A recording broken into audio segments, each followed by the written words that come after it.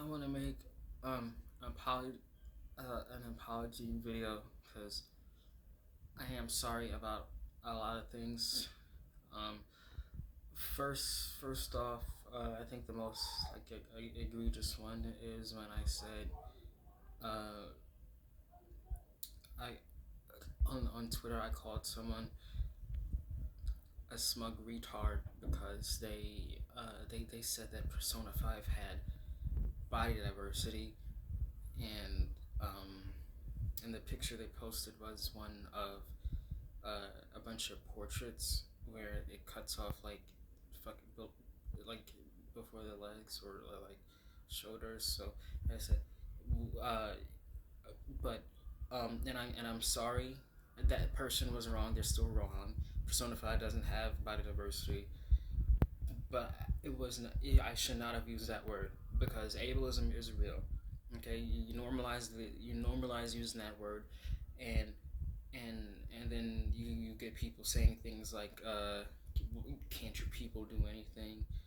or or just basically shitting on someone who's mentally ill anytime they express themselves in a way that isn't normal, and that's not cool, and I don't want to be a part of that culture. Um, Secondly, uh, well,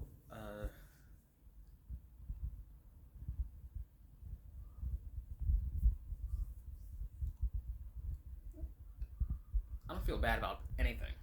I actually feel really good.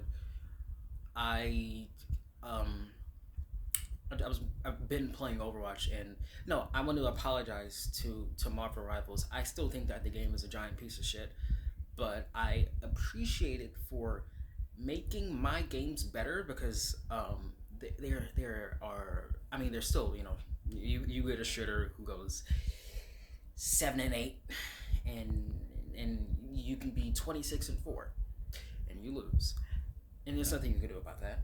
But that's always going to happen. But it happens less now that there's people, playing that other game. Like, my brother, he horrible player. Plays Genji, tries to play Genji, but he's shit. He's dog shit. Very very rarely actually does his fucking job. But yeah, he's playing Rivals full time now, and he's having a good time. I think. I don't know. Yeah. Um, I think that's it though. Uh,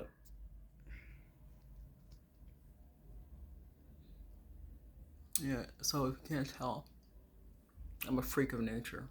I got boils and stuff on my face now, or weird pimple things. I think I played in the dirt a little too much, and this just kind of popped up, and I think it's spread, but it's stopping. Maybe I don't know.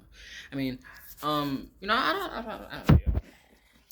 It's fine. I'm fine. I guess that's it though. Oh, uh, wait. No. Yeah, I was gonna say something about the Game Awards. With like Astrobot one, which is a game that I have played. Uh, but my little brother, he plays it. We kind of play it together, but he um erased our save data, so we kind of had to start over on that, and I'm kind of dreading doing that because I mean the first few levels are pretty easy. And so I mean there's that, but the important part about Astro winning is that funnily enough, it sort of it highlights how shit games are now because what came out, it was, I think it was like that card game, Astro, Black Myth, and Elden Ring DLC, and I think those are the contenders or something, and it was so fucking funny because none of them are good. I mean, I don't like Elden Ring. I don't like Souls games. They're anti fun. Yeah, it's funny. Um, also just kind of ugly.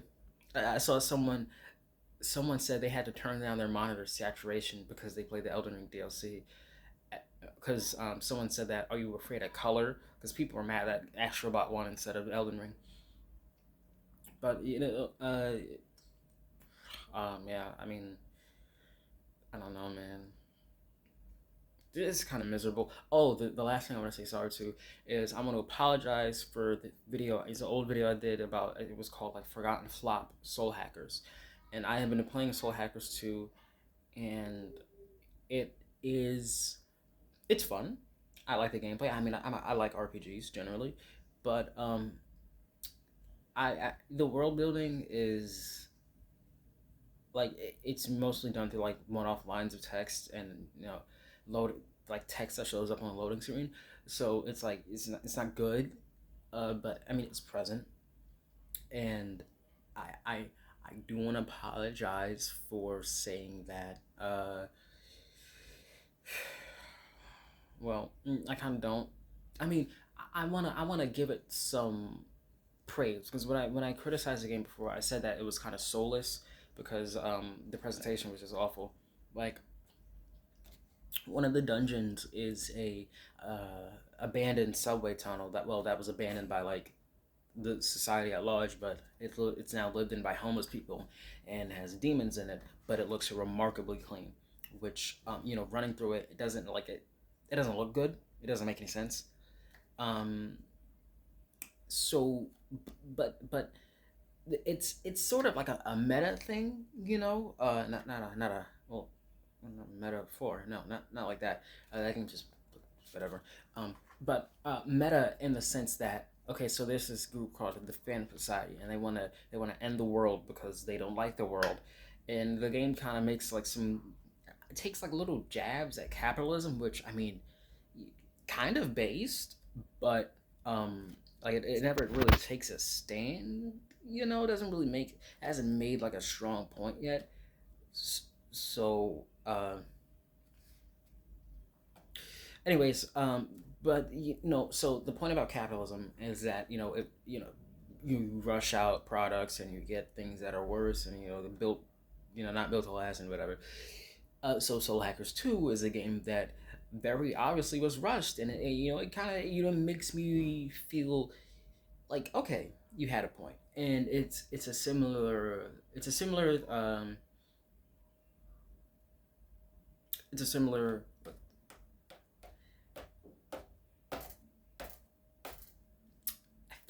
I lost it. Similar to when AI is used in commercials.